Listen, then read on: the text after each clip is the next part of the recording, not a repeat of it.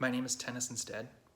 This is the Eight-Sided Blog, and today we're going to talk about what makes us as entertainers powerful as agents of change.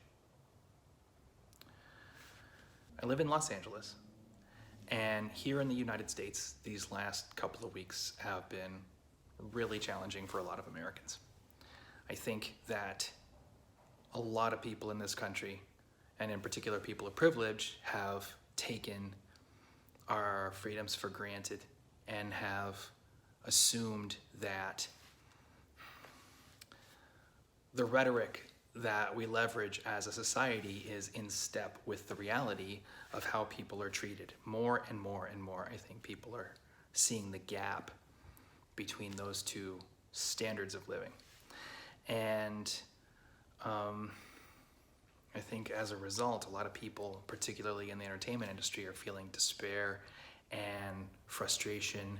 And I've been there. In Hollywood, it's gotten very cool to sort of talk down the stakes of what we do. One of the things that I always hear people telling each other in this industry is that it's not like we're curing cancer. And when I was learning how to succeed in this industry with a traumatic brain injury, when I was learning to fight through all the challenges that I was dealing with in order to build my career as a filmmaker and in order to get the stories that I had to tell out there into the world, I really did need to know, that it was curing cancer. I needed to know that the work that I was putting into this industry meant something more than just my own selfish gratification. I think it's very easy to lose sight of the power that we have and the capacity for change that we wield. And what I want to do in this session is just sit down and talk through exactly how that capacity for change works, because I needed to figure it out for myself. I needed to know that I was helping. And I do. I know that I'm helping, and I'm going to show you how you're helping. One of the first realities that I had to deal with after the brain injury was the likelihood that I was going to have a stroke. I was working on the business plan for Eight-Sided Films. I had big plans for the industry. I wanted to make sure that if I was going to lose the ability to communicate, whether I was dying or whether the brain damage from the stroke was going to eliminate that ability in other ways, I wanted to make sure that I had done the work of taking all the information that I had learned in film finance, all the information that I'd learned in theater, all the sort of connections that I'd made in terms of how this industry actually works, and stored that information in some kind of format so people could access it. What you're seeing in these blogs is kind of a refinement of all that information, but the first draft of it was on a series of blogs that I wrote on Facebook called The Developmental Breakdown. And in writing those blogs, patterns started to emerge in the understanding that I had built about show business. I don't know if anyone else, who's listening to this has ever sat down and actually wrote everything that they knew about how this industry works, but you start to see commonalities. You start to see pillars of understanding that support your approach to the industry. And surprisingly, one of those pillars for me was a working definition of culture. Culture is the sum total of the experiences that we can choose to have in common. In other words, if we're forced to have an experience in common, the fact that you and I, live in the same city, or we work at a job that we hate, or there's something that circumstantially we have been forced to share, that connection isn't very strong. It doesn't give us the ability to make useful assumptions about one another. Okay, we don't really know anything about one another through that. But when we choose an experience to have in common, when we study the same thing in college, or when we share the same religion by choice, or when we go and see a movie together, we wind up in the same audience for anything, music, we read the same book, it doesn't matter. Once we find that thing out about one another, it builds a bridge of communication. When we work with other people on stuff, it's those bridges of information, it's the assumptions that we make about what that other person can digest and what they can understand and what they can relate to. Those assumptions form the bridge for any meaningful communication between people, okay?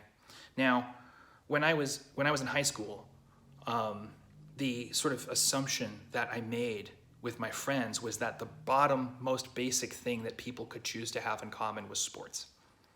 You know what I mean? And in high school, I didn't like the jocks. I didn't like the people who were super into sports because I'd been abused by them, and I didn't appreciate what sports brings to a culture as a baseline for understanding. But I think our baseline has moved over the course of the last 20 years, and I think I have a much deeper understanding for what sports actually does. People who are into sports have an understanding and appreciation for human achievement. They have an understanding and appreciation for teamwork. Most people who are into sports understand on some level that it takes work to build habits to achieve something challenging. And that is an outstanding baseline for our culture. I can get behind that.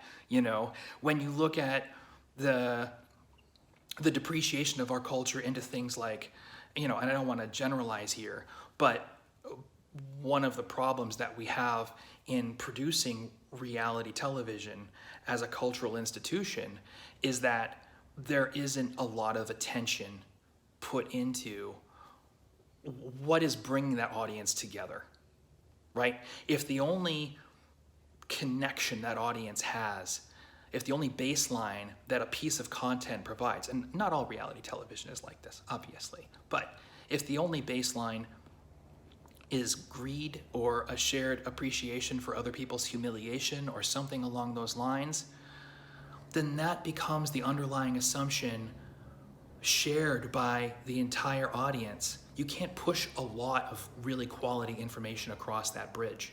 What I'm trying to say here is that the strength of our culture is dependent on exactly what we as content creators are giving people to have in common. When people march into a dark room and they share an experience that they've never shared with anyone before, and they walk out of that dark room, they have that experience in common with everybody else who is in that room, and they chose to do it. And that ties them together in some way. And the vocabulary that that experience gives them, and the shared foundation of understanding about one another, not just about the show, not just about the content itself, not the ideas that it puts in their head, but the fact that they know that other people walked into that room and subjected themselves to the same experience for reasons that are their own, but are probably not too dissimilar from why you walked in there. That creating audiences is what we do.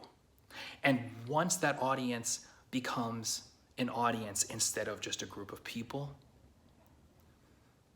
they start communicating with each other on that level. And you know, in this manner, it's the content that we create, and it's the stories that we choose to share and the experiences that we choose to share as human beings that form the baseline for all collective communication and undertaking in society. The three things that I want to give people when they walk out of an experience with me are delight, inspiration, and challenge. And with any particular film, in particular with movies, I find it messy to try and do all three at once. I pick two. And if people are subjecting themselves to an experience that inspires and challenges them, or inspires and delights them, or delights and challenges them, if they are subjecting themselves to that experience willingly and they walk out of a movie theater surrounded by other people who did the same thing, then that tells them something about those people that I can feel good about, that I can live with. That's a connection and a bond between those people that I put there that I think is gonna have them go out into the world and do amazing things together. Maybe not every time, of course, but that inclination is there, that foundation is there. I've managed a neuroscience laboratory. I can tell you with total confidence that Alzheimer's is never going to get cured without Star Trek or something like it. Because most of the people who work in biological laboratories don't have great communication skills. That's why they work in a lab. They don't have to talk to people, except they do have to talk to people. And when they talk to people, it's the culture that they share that gives them a language and a baseline of trust in one another. There isn't one problem in this entire society that we can't solve if we work together. And getting people to work together in that capacity is our job. So selling tickets is curing cancer. All forms of cancer. Don't let anyone tell you different.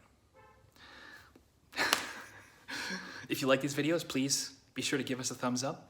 Please click subscribe and the little bell so that you get an alert the next time a video comes live. And thank you very much for watching. Take care. Have a great week.